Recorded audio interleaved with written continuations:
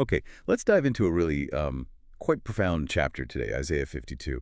Right from the start, it grabs you. Awake, awake, O Zion, clothe yourself with strength. It's this incredibly urgent call. It really is like a spiritual alarm clock, you could say. It's a command, isn't it? Shake off what's holding you down. The imagery is just fantastic. Shake off dust, rise up, free yourself from chains, moving from being low, captive to dignity and freedom. And there's that promise too about restoration, security.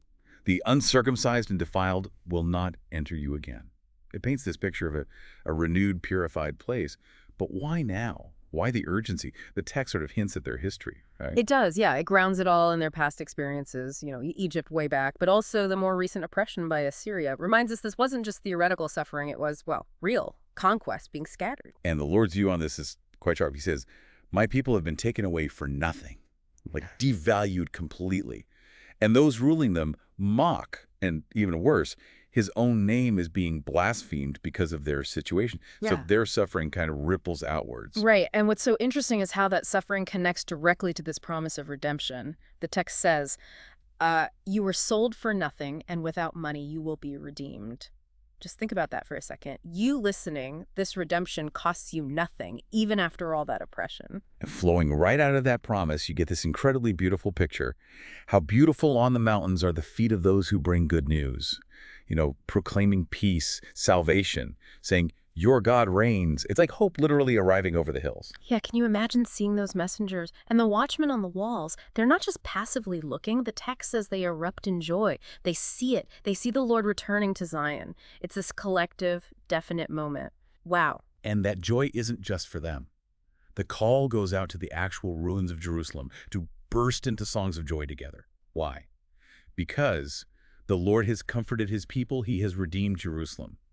So the redemption is so big, it even affects the desolate places, breathes life into them. And this isn't some hidden act either. It says the Lord will lay bare his holy arm, like flexing his muscle. Mm. For all the nations to see his salvation. It's public, undeniable, global scale power.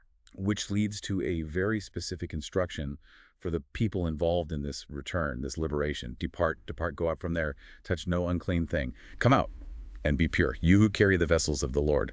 So there's a kind of required holiness, a separation needed. Yeah. But notice how they depart. It's not like before. You will not leave in haste or go in flight. This isn't a panicked escape. Why? Because the Lord is going ahead of you, and he's also your rear guard. Complete protection, front and back. Led, not just fleeing. Okay, so this leads us toward the end of the chapter and introduces this figure who honestly kind of flips expectations. The text shifts. See, my servant will act wisely.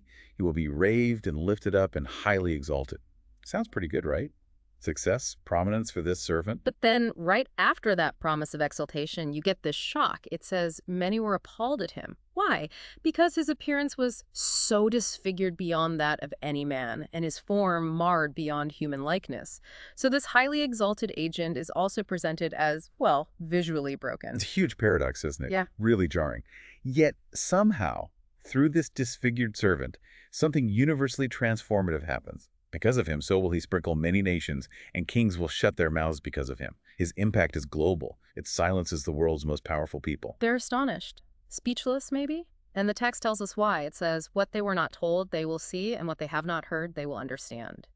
So his work brings about this massive revelation, making the previously unknown clear. So quite a journey in one chapter, from this urgent call to wake up, be free, through the promise of cost-free redemption, God's visible return, to this really unexpected figure of the servant, suffering, disfigured, yet bringing this global understanding and exaltation. It really does challenge our usual ideas about power, about what victory looks like. Absolutely. And thinking about that servant exalted but marred, revealing truth through apparent brokenness. It really leaves you, the listener, with a question, doesn't it? What is this text suggesting about where true strength, true victory is actually found? Is it just in the obvious, the outwardly perfect power? Or could it be somewhere else entirely, maybe even through a kind of suffering that ultimately brings understanding? Definitely something to mull over.